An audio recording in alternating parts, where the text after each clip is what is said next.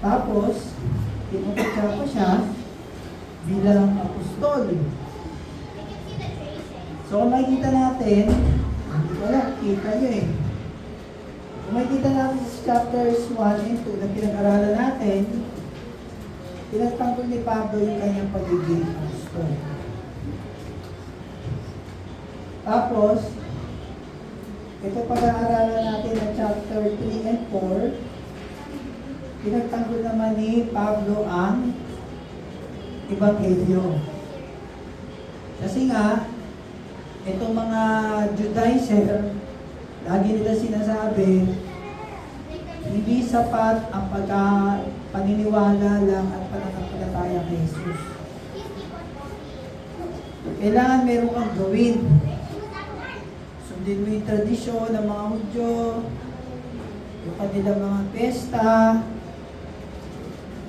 yung kanilang mga ritual, so lahat, gawin mo. Yun ang sinasabi nila.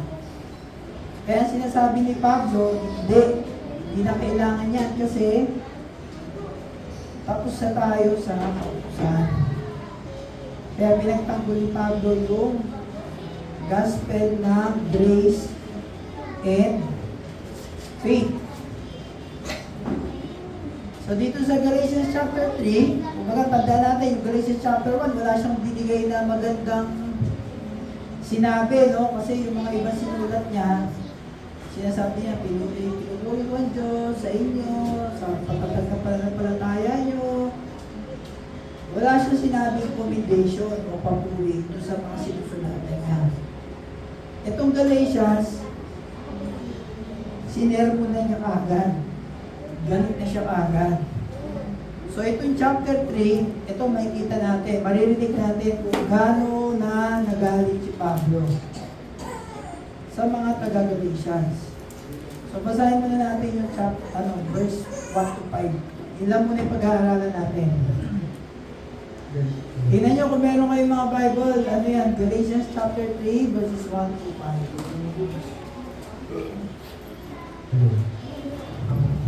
Ang Bible, Pinoy version, Galatians 3 verses 1 to 5. Wala talaga kayong utak, mga Galatians. Hindi kayo nag-iisip. Nakulang ba kayo? Di ba ang linaw-linaw naman na namatay si Jesus Christ sa krus? Sagutin nyo nga ako, paano nyo tinanggap ang Holy Spirit?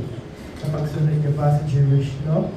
O dahil narinig nyo at naniwala kayo sa mensahe ng magandang balita? Mga bobo ba talaga kayo? Nasimulan nyo na nga maranasan ang kapangyarihan ng Holy Spirit sa buhay nyo. Tapos ngayon, aasa kayo sa sarili nyong lakas. Baliwala ba ang mga na-experience nyo? Alam ko hindi. Binigay sa inyo ng Diyos ang Holy Spirit at muwa siya ng mga himala sa inyo. Dahil ba yun sa pagsunod nyo sa law? O dahil sa naniwala kayo sa narinig nyo tungkol kay Christ? Ano na, merong emosyon. No, dadawin siya si Brother Reggie, babasa natin. Para maintindihan nyo, no, kung ano yung emosyon ni Pablo, no, sinusulat niya yan sa mga taga-Galacia.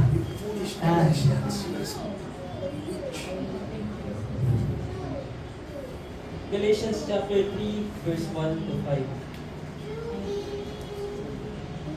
Wala talaga kayong utak, mga Galatians. Di kayo nag-iisip. Diba? Nakulang ba kayo? Di ba ang linaw-linaw naman ang namatay si Jesus Christ sa krus? Sagutin nga ninyo, paano nyo tinanggap ang Holy Spirit? Sa pagsunod nyo ba sa Jewish law o sa narinig nyo at naniwala kayo sa mensahe ng magandang balita? Mga bobo ba talaga kayo? Nasimulan nyo na nga maranasan ang kapangyarihan ng Holy Spirit sa buhay nyo. Tapos ngayon, aasa kayo sa sarili nyong lakas? Baliwala ba lahat ng mga na-experience nyo? Alam ko, hindi. Binigay sa inyo ng Diyos ang Holy Spirit at gumawa siya ng mga himala sa inyo. Dahil ba sa pagsunod nyo sa law o dahil naniwala kayo sa narinig nyo tungkol kay Christ? Yun. Diba? Hindi po si Brother Reggie na gano'n yan. Ayun, dito yan. Nakasulat dito yan. Nakasulat dito. Wala talaga kayong mga utak. Diba? mga taga Galacia. O, tapos sa verse ano yun? Verse 3, mga bobo pa talaga kayo. O, di ba? O, ito binabasa ko dito to. So, ito yung version na maganda, kaya sabi ko, yan ang basahin. Kasi yung ibang version, ang sabi dyan, mga hangal, kayong mga taga-Galacia. Ano mas masakit pakinggan? Mga hangal o mga wala pa ka tayong mga utak? Mga bobo kayo. Ano mas masakit doon? Ano ba yung verse 3 dito? Talagang napakahangal nyo, o diba? Talagang napakahangal nyo, nakalagay na pa doon, mga bobo pa talaga kayo. O, yun yung sinabi ni Pablo. So, Gina G siya. Hindi go, hindi gwapong-gwapo, galit na galit. No? Galit na galit si Pablo kasi ang tigas nga naman ang ulo nito mga taga-Galacia. Nagturo siya, umalis lang siya, aba, naniwala na kung ano yung mga dumating na mga maling katuruan. Kaya nga ang title ng ating lesson natin, ano yan? Kulang. Nakakulang sa maling doktrina. Nakakulang daw itong mga taga-Galacia. No? Sa English kasi, ang sabi dyan sa nakulang, yung salitang nakulang na yan ay bewitched. Sa English kasi walang ganong dating Sabi dyan, you foolish Galatians, who has bewitched you. Sa Tagalog, mga hangal kayo mga taga-Galacia, sino ang nakagayuma sa inyo? No? So, meron kasi mga ibang nagsasabi na mga nagtuturo niyan, si Pablo daw, sinulat niya yung libro ng Galacia, ano raw siya? Passionate. Gusto niyang sumulat. Kasi, yung gusto niyang ibahagi yung salita ng Diyos. Kaya, meron nagbasa daw nito, naiyak. Habang binabasa yung buong libro, naiiyak siya kasi naramdaman niya na yung pakaramdam ni Pablo habang sinusulat ito. So pag binasa niyo po yan ng buo, hindi po naiyak si Pablo dyan. Galit siya. Sabi nga ni Kuya Reggie, Gina G. Kasi nga, may mga tinanggap nila, o may pumasok na mga maling katuruan, ang ginawa nila, tinanggap nila. Madalas ko narinig ko salita na nagoyo. Alin nagoyo? Naloko sila, nabighani sila sa magagandang salita nito mga Judaizer o napudol sila sa mga, ano sinabi ko last time? Sa mga asungot na to, napudol sila, pinaniwalaan nila. No? Kaya, nagalit si Pablo dyan. Kaya ngayon, pinatanggol ni Pablo ang tunay na gospel. Kaya yung chapters, mula chapter 1 to 5, mula verse 1 to 5, pinagtanggol ni Pablo ang ebanghelyo sa pamamagitan ng kanilang experience. Diba pinanggol din yan? Ano yung sabi doon? Ano yung sabi doon? Naranasan. Wala na ba talagang, ano yung sabi doon sa verse 4? Wala na ba talagang halaga sa inyo ang mga naranasan ninyo? Marahil naman ay mayroon. Wala na bang halaga sa inyo yung mga naranasan nyo? So pinagtanggol ni Pablo ang ebanghelyo sa pamamagitan ng karanasan ng mga taga-Galacia. Ngayon, mula verse 6 naman hanggang chapter 4, hanggang sa ulit verse 31, pinagtanggol naman ni Pablo ang gospel sa pamamagitan ng kasulatan. So yung 1 to 5, yung experience sa mga Galacia, yung 6 hanggang chapter 4, verse 31,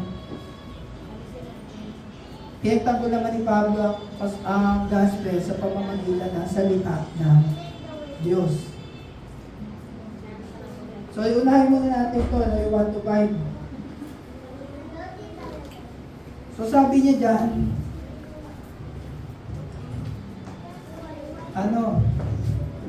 talaga, ay di. Ito, mga hangal kayo mga taga-Galasya, sino ang nakagayuma sa inyo? Ang tanong, ang mga Kristiyano ba ay nabibewitch? Kasi ang ibig sabihin po ng bewitch, ito, ang Greek po niyan ay baskahino. Baskahino, to charm, ano ba yung charm? Mabighani, maakit, to fascinate, mamangha, no? Ayun ang sabi dyan. Pero mabighani o mamangha ka, hindi dahil sa yung magic spell, hindi yun. Mabighani o mamangha ka sa maling katuruan. Yun ang sinasabi dyan. Na kayo ba mga taga-Galasya na nabighani ba kayo? O nahikayat ba kayo sa maling turo ng mga asungot na to? Ayun, gano'n, no? Etong salitang ito, itong bibig siya to, dito lang niya sinabi. Ito lang chapter na to. At ito lang verse na yan. Kaya niya sinabi sa buong kasulatan na sinabi niya. So, ang tanong dyan, can believers be bewitched?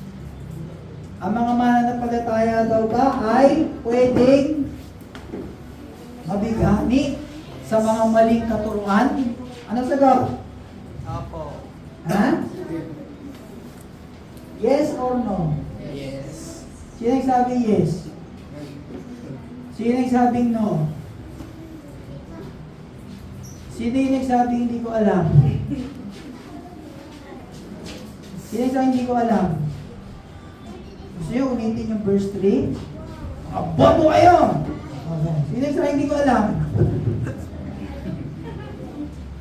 At tama sagot dyan ay yes. Yes.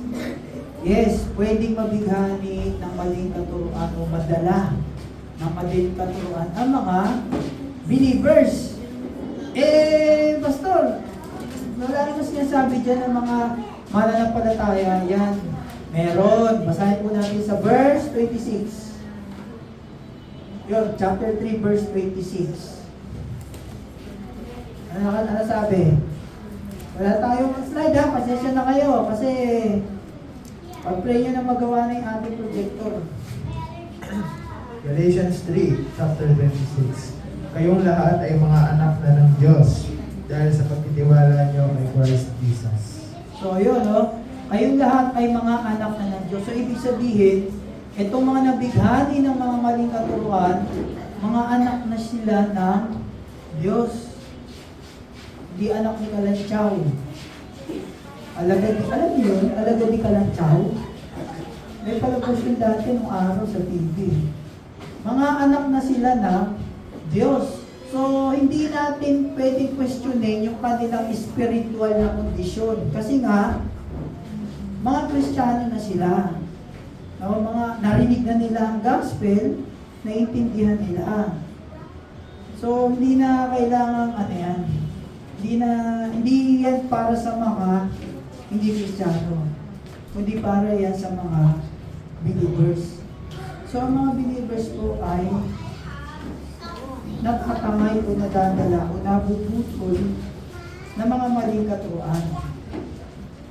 Kung tutuusin, hindi lang sa panahon nila yan. Maging sa panahon natin ngayon. Ang daming mga katuruan na maraming dinadagdag sa gospel. Kaya kung hindi natin ito alam, maaaring pwede rin tayo mabudol. No? tayo, nabudol na rin tayo dati. Kaya, kumbaga, tinatama natin lahat. O, basahin natin yung Galatians 4, verse 9. Galatians 4 verse 9. Ngayong kilala nyo na ang Diyos, o mas tamang sabihin, ngayong kilala na kayo ng Diyos, bakit gusto nyo pa ulit bumalik sa mga mahihina at walang kwentang kapangyarihan sa mundo? Gusto nyo ba talagang maging alipin nila ulit? 10. Verse 10. Ang gagaling nyo bang sumunod sa mga religious holidays? May mga special kayong araw, buwan, panahon, at taon. 11. 11. Nag-aalala kasi ako at baka nabaliwala lang ang pagod ko sa inyo. Ayun, kasi nga, kaya sinabi ni Pablo yan, kasi nga, sunod na sunod ko rin itong mga hintil sa mga araw, mga buwan, mga panahon, mga taon ng mga ginagawang mga tradisyon ng mga Hudyo. Kasi nga yun ang sabi, yung mga Judaizer, yun ang sinabi, ba yung ginagawa namin, gawin nyo rin para yung kaligtasan nyo ganap. So, sinasabi ni Pablo yan, na nakakilala na kayo sa Diyos, o mas tamang nakilala na kayo ng Diyos, bakit kayo bumabalik sa mga dati nyo ginagawa? Yun ang sinabi niya. Kaya nga, kaya naiinis siya, kaya nagagalit siya, kasi ang tagal niyang nagturo sa kanila, umalis na siya, at may dumating na bago, nadala na kagad sila dun sa mga sinasabi. Kaya kung titingnan natin, nagbigay si Pablo ng warning sa mga taga-Epeso. Epeso naman to nung siya ay aalis na doon. Sabi doon sa Acts chapter 20, ayan, verse 29 to 31, sabi doon?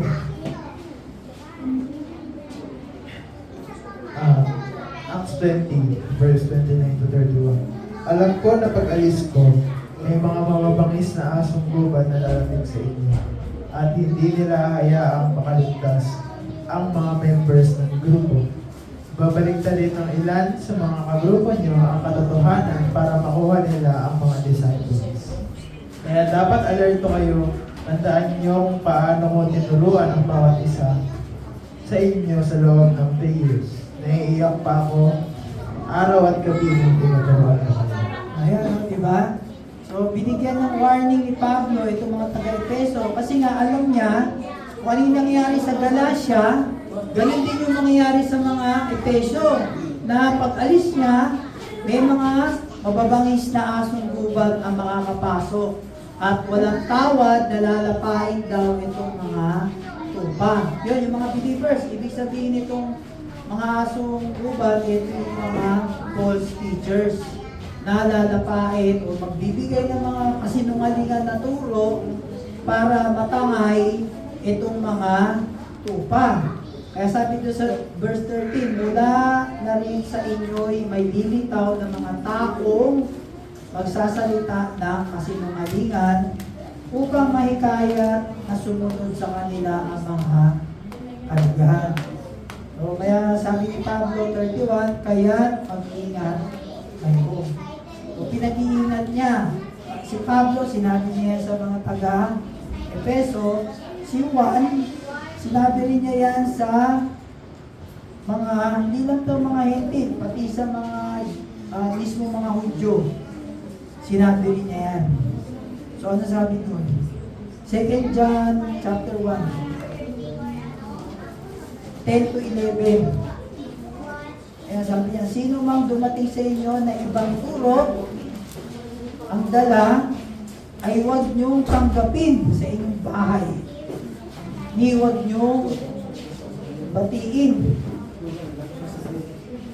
Sapagkat ang bumabati sa kanya ay nagiging kaisa niya sa masamang gawain. So pagka may halimbawa, may pumasok, meron pumatok sa inyo. Alam niyo yung mga kumakatok? Ha? Dami yan. Sino kilala nyo? Sino yung kumakatok?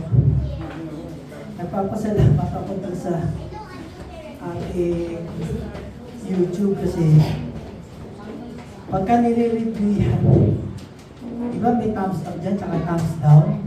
Merong mga iba may nagta-thumbs down na. Kaya, ibig sabihin, tama yung mga sinuturo natin kasi na habang pinapakinggan nila yan, naiinis sila. Kasi siyempre, kung ikaw ito paniniwala mo, at tinuturo natin ito, yung tama. Pag mali yung paniniwala mo, hindi ka naniniwala, kasi paniniwala mo, tama. Ang gagawin mo yun. No? So yung mga kumakatok, hindi ito si Judith. Si Judith to, ha? Kailangan si Judith? Ha? Si Judith, kilala niyo yan? Si Maynila, Meralco, kasi Judith. Judith. Si Judith, ha? Isa may mga kumakatok, mga nakaputi. May kumakatok, mga naka-Amerikana, na polo. Polo na long sleeve na puti. Isa mayroong kumakatok sa inyo na may dalang libro. Nag-aalok. No? So, sabi diyan, sino mang dumating sa inyo na ibang turo, ang dala, huwag niyong tanggapin. Tama naman yun, huwag niyong tanggapin. Huwag niyong tanggapin yung tinuturo niya. So, pag may kumatok sa inyo na ganyan, ano sabihin niyo? Papasukin niyo, share niyo ng tamang gospel. Doon. Pinagtuloy natin, no? Kasi nga, marami talaga ngayon, mga kapatid, napakaraming maling katuruan. So, sabi dito, no, mga believers lang ang mga believers ay nabibewitch o nakukulang. Hindi sa pamamagitan ng mahika, kundi sa pamamagitan ng mga maling katuruan. So, nabibilhan sila sa maling katuruan. Pero ang mga unbelievers, hindi yan. Kasi unbelievers nga eh. Lord, ay, hindi ako naniniwala sa Diyos. Hindi ako naniniwala kay Kristo. Hindi ako naniniwala sa Biblia. Hindi sila nabibigit, hindi sila nakulang, hindi sila nabigani. Kasi hindi mo talaga sila naniniwala. Paano sila mahihikayan sa maling katuruan? Eh, mali na nga yung utak nila. Diba? Mali na iniisip nila. So si Satan, meron dalawang, ano ba Tagalog ng approach? Meron siyang dalawang paraan para magalima o mahikayat ang mga mananampalataya. Yung una, ano sabi dyan? Snatch the gospel seed. Ang ginagawa ni Satanas, ninanakaw niya yung salita ng Diyos na natutunan mo o naarinig mo. Makikita natin yan sa Matthew chapter 13. Alam niyo yung parable of the seed? Parable of the seeds. Yung una, ano yung una? Nakarinig ka ng salita ng Diyos, tinangay siya ng ibon. Ibig sabihin, no, nakarinig ka, maglabas mo sa pinto na yan, wala ka nakintindihan. Yun. So, ang ginagawa ng Diablo, maglabas mo siya sa pinto na yan, wala kayo naintindihan sa pinag-aralan natin na yun. Hinakaw na ng Diablo yung natutunan nyo. So, naloko na kayo. Hinakawan na kayo. Diba? Ginagawa niya harap-harapan. Harap-harapan, paglabas ko, wala na. No? So next week, tatanungin ko kayo ha. Kung natandaan nyo dito ha. Ayan. Pagka wala kayong natandaan,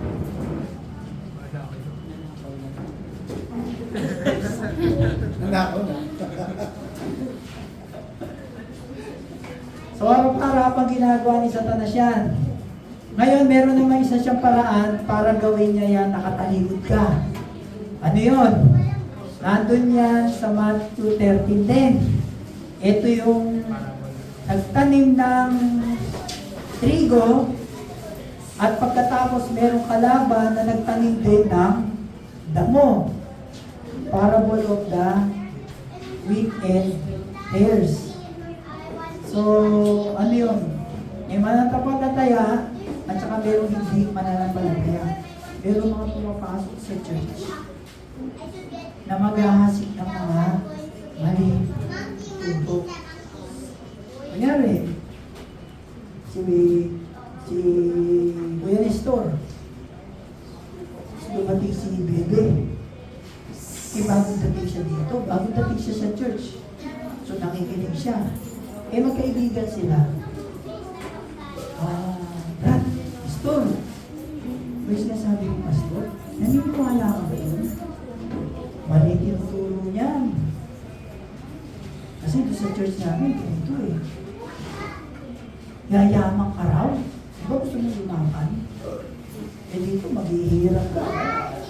Wala pagkain, wala kape, wala na, no? Wala. Doon na sa amin. Kaya si Nestor, hindi pa siya nag-aagahan. Sige, doon na ako mag-aagahan sa iyo. Siya pupunta sa church nila. Di ba? Merong mga tao na ang motibo nila ay maghasik ng mga maling atuban. So, may mga, kahit dito sa atin, sana wala. Meron talaga mga tao na damo ang isip. Sisiraan ng church, sisiraan ng kapatid, sisiraan ng turo. Yan, yung mga tao ganyan. Dapat yan pinapaalis. No? Pagka nalaman natin yan, you're out of here! Sabihin mo gano'n. O kaya? Force eviction. Ano? Force eviction. Force eviction. O kaya tutulog. Kaya sa PBA, sa basketball, di ba? Pagka nag-six fouls. 6 fouls! Out of the playing court! Dapat ganun ginagawa natin. Actually, nangyari na yan. No? So yun. Yun ang ginagawa ng Diablo, dalawa. No, harap-harapan ay tatangayin yung natutunan mo. Pangalawa, gumagawa naman siya sa loob para matangay din yung natututunan natin dito. Okay. Sa Galatians 5, 7 and 10, ano sabi doon? Sobrang okay na yung ginagawa niyo. Sino ang pumigil sa inyong sumunod sa katotohanan? Sigurado akong hindi ang Diyos yun. Siya kasi ang tumawag sa inyo para lumapit sa Kanya. May kasabihan nga, konting yeast na ang kailangan para umalsa ang buong masa ng harina. Naniniwala pa rin akong parehas ang pananaw natin sa bagay na ito. Kasi pareho tayong nagtitiwala sa Panginoon. At siguradong pamparusahan ng Diyos ang nanggulo sa isip niyo, kahit sino pa siya. Yun ang pangako ng Diyos, no? At ang titiyak kung paparusahan ng Diyos ang sino mang nang gugulo sa inyo. So paulit-ulit sinasabi ni Pablo, maganda na sana ang iyong pagtakbo. Sino ang humarang sa inyong pagsunod sa katotohanan? Hindi kayo ihikayatin ng ganyan ng Diyos na tumawag sa inyo. O nga naman, di ba? Hindi sasabihin nyo, turo niya mali. Di ba? Hindi gano'n. Kinokontra ng Diyos yung kanyang salita. So, ang sinasabi niya dyan ay pinagsasabihin talaga niya ang mga taga-Nonesya. So, verse 1, sabi doon, you foolish Galatians. Foolish, ang ibig sabihin po niya sa dictionary ay stupid. So, Tagalogin ko, stupid, stupido, bobo, yan, slow-witted, slow. No, alam nyo, di ba, minsan meron ba kayo pang-usap na kumisan? Ang dami mo na sinasabi. Hindi ko naiintindihan. Ano yun? Ano ka ba? Slow mo naman. O, di ba? Ano ba? Slow mo naman. Pero hindi ito yung sinasabing stupido o hindi umaandar yung utak mo sa pinag-uusapan nyo, no? Ang sinasabi rito, ignorante ka sa salita ng Diyos. Yun yun. Sinulat ko dito. Ayan, ignorant of scriptures. No? Wala kang alam sa salita ng Diyos. So, nilusad ni Pablo yung argumento niya dito sa mga Galatians. Pinapaliwanag niya yung Trinitarian na pananaw. Ano ba yung Trinitarian? Trinity. God the Father, God the Son, God the Holy Spirit. Itong verse 1, ano sabi sa verse 1?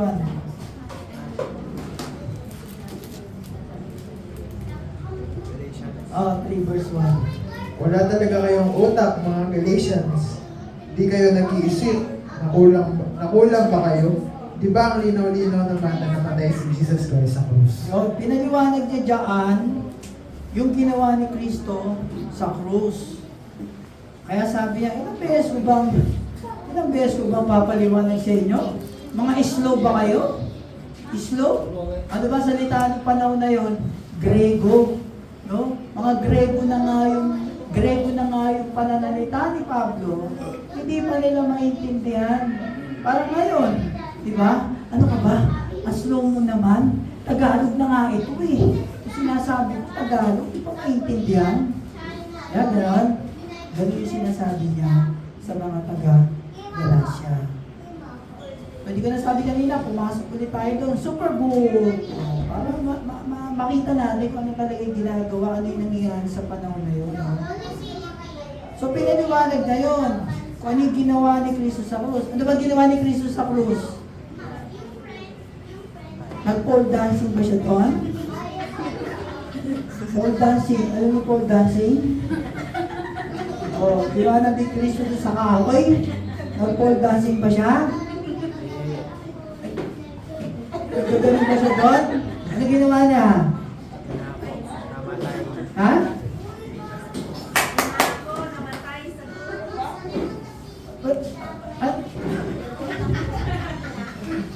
Mga slow ba kayo? Ano ginawa ni Kristo sa krus? Namatay. Ano pa? Ano nangyari sa kanya? Oh.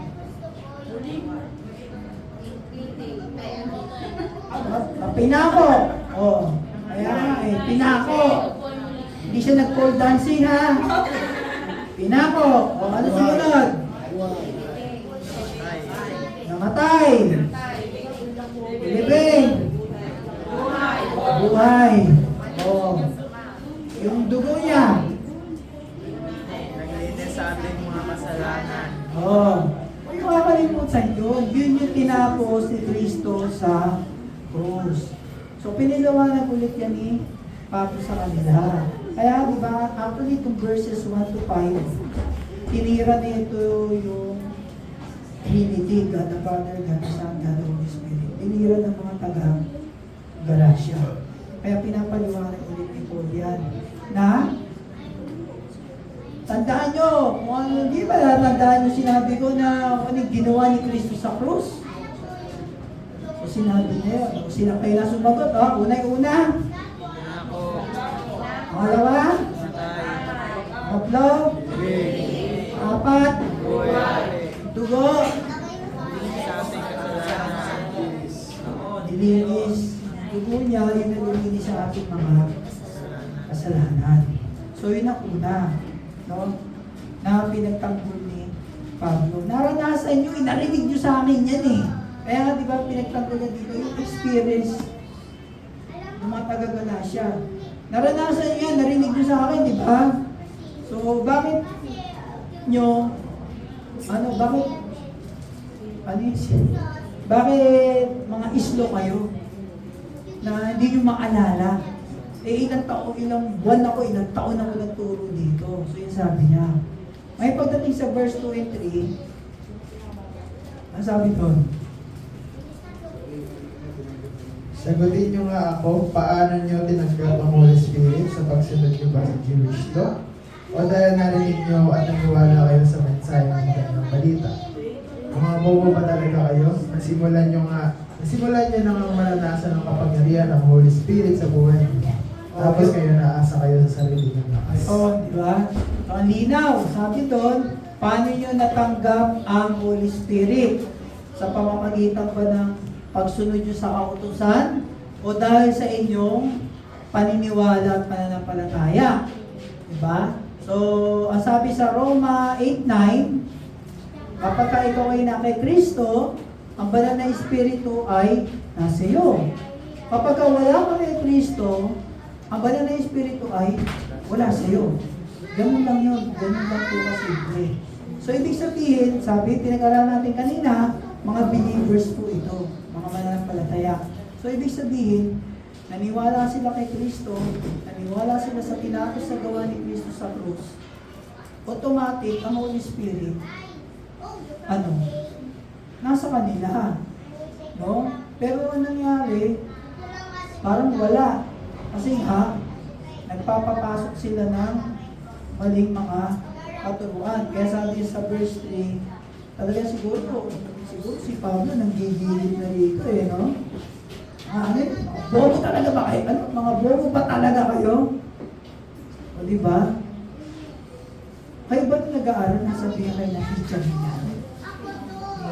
Kunyari, 1 plus 1! Ma'am, taas. O sige. Danilo. 11 po. 11? Tapos, inausap pa ng teacher, no? Pag uwi, sabi kita, Mama, 3 plus 5. Ma'am. Orange. 35 po, 35. O, yung dalawa mamaya, mag-stay kayo dito. Kasi may kaklase ko, ganyan. Elementary ako. Kinukwento ko, naalala ko lang si Ginoy sa amin. Kinausap yung teacher. Sabi niya, sige, bakit hindi naman siya kilala no? Pangalan kasi nun, Aaron. Kaya, Aaron, bobo ka ba talaga? Ito na hindi mo masagot. Hindi ko narinig ko kasi sinasabi, pinukwento sa akin nun, alala ko lang. Actually, Aaron yung patay na. Inatake sa puso. So, ganun siya sabi ni Pablo,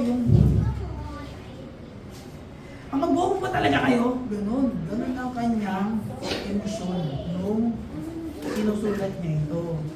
Kaya, paano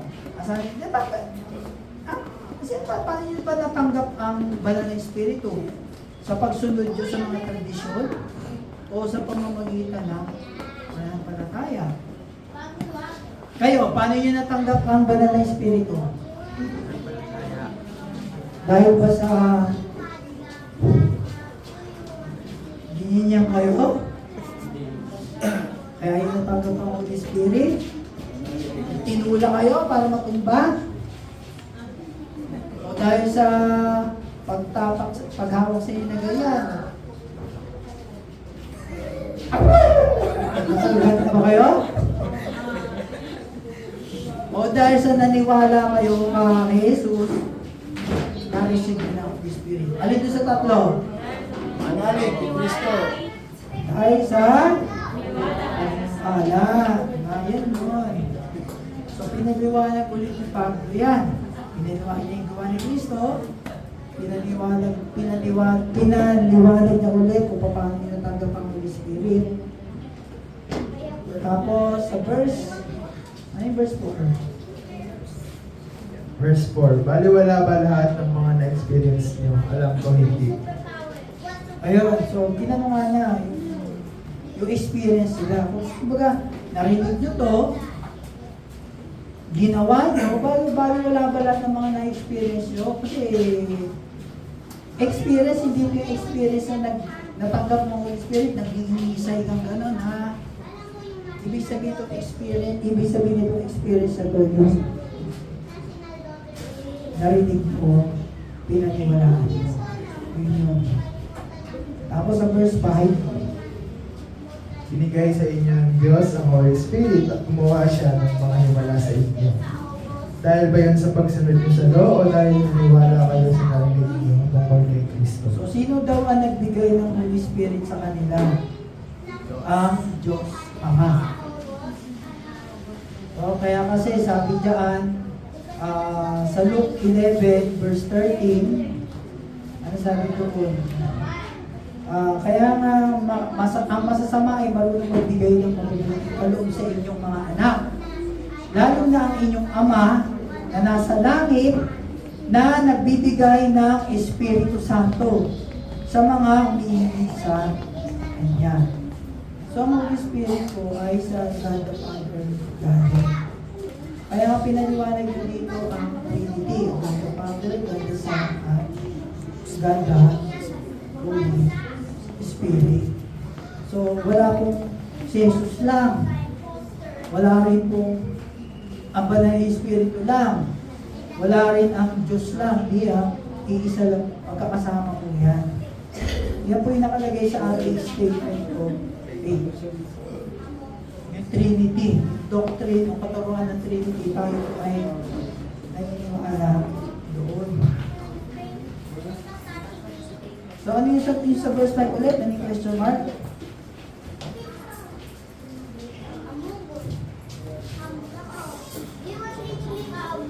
Kakapos sa tayo. Dahil ba sa pagsunod ninyo sa kautusan ay pinagalaw ng Diyos ang Espiritu sa inyo at gumagawa kayo ng himala? O dahil sa pananampalataya ninyo tungkol sa narinig kay Kristo? Yung gawa ng himala, sinasabi dito ni Pablo ay yung mga apostol, no? Kasi sila yung mga gumagawa ng himala ng time na yun. Binigyan sila ng authority at kapangyarihan ng Diyos para makagawa ng himala. So yung question ni Pablo doon na huli, ano yung huli? Kay Kristo? O dahil sa pananampalataya ninyo sa narinig niyo tungkol kay Kristo? Kumbaga, actually, alam ng mga taga-Galacia ang sagot dito na ang anak, si Kristo ang gumawa ng ganap na gawain para sa kanila. Hindi para sa atin. Siya yung gumawa ng ganap. Ganap na yung ginawa niya. Ang Espiritu Santo ay gumawa ng kumpletong gawain para sa kanila din. Ganun din sa atin. At ang Ama, God the Father, ay gumawa rin ng ganap na gawain para sa kanila at para sa atin din. Walang naiwan. Walang naiiwan. Tatlo sila. Sabay-sabay silang gumawa para sa mga taga-Galacia at maging para sa atin. Hindi tayo nakatanggap ng kaligtasan o banal na Espiritu o panibagong buhay sa pamamagitan ng mga gawa natin. Maging sila, yun yung sinabi hindi nila tanggap ang Diyos Ama, Diyos Anak, ang Diyos Espiritu Santo sa pamamagitan ng mga ginawa nila. Pagsunod nila sa tradisyon, ano pa, yung mga pagsasakripisyo nila, pagsunod nila sa mga pesta. So hindi nila tanggap yun sa pamamagitan ng kanilang mga gawa. Ito ang buo at perpektong gawain ni Kristo. Ang buo at perpektong gawain ng Espiritu Santo at buo at perpektong gawain ng Diyos Ama. So naranasan niya yan, sabi niya sa mga taga-Galacia. Naranasan niyo yan, maging sa atin. Naranasan natin yan. Naranasan nyo na ang kapangyarihan ng Ebanghelyo sa buhay nyo. Maging sa atin, kaya nga tayo na-born again di ba? Actually, ang isang tao na na-born again, ito po ay milagro. Miracle po ang tawag dyan. Kasi nga, sa tao kasi wala talaga Wala ka talagang gano'n. Wala ka talagang pag-asa na makapunta ka sa langit. Kung lahat gagawin mo, parang katulad yung sinabi ni Kuya Diyos kanina, basta yung hindi nakikita ng Diyos yung ginagawa ko mabuti, at ako, yun ang paraan para makapunta ko sa langit. Basta, kapatid, pwede ka uminom, pero walang makakita sa'yo. Hindi yung wala makakakita. Mas maganda nga may nakakakita sa iyo. Yung buhay mo. Diba? Yung buhay natin. Kaya naranasan natin ang kapangyarihan. Naranasan nyo. Sabi sa mga taga-Galasya. Naranasan yung kapangyarihan ng banal na Espiritu sa inyong buhay. Naranasan yung kapangyarihan ng Diyos Ama. At naranasan nyo ang kapangyarihan ni Kristo. Yung muling pagkabuhay niya. Ayun, at ngayon, bigla na lang, nabibighan kayo dito sa mga pinagsasabi nitong mga Hudyo nito. Mga bobo ba talaga kayo? Ganun yung kanyang tono, yung kanyang sinabi. Natanggap nyo na lahat, naniwala lang kayo lahat, tapos ngayon mapapadala kayo sa mga sinasabi nito. So, isa daw kami yan, isang kalapastanganan sa pag-atake sa Trinity. Yung sinasabi ni Pablo, binabawasan nila yung gawain ni Kristo sa krus sa pamamagitan ng paggawa mo. Para sinasabi nila, Lord, kulang yung ginawa mo. Ako na magpapatuloy.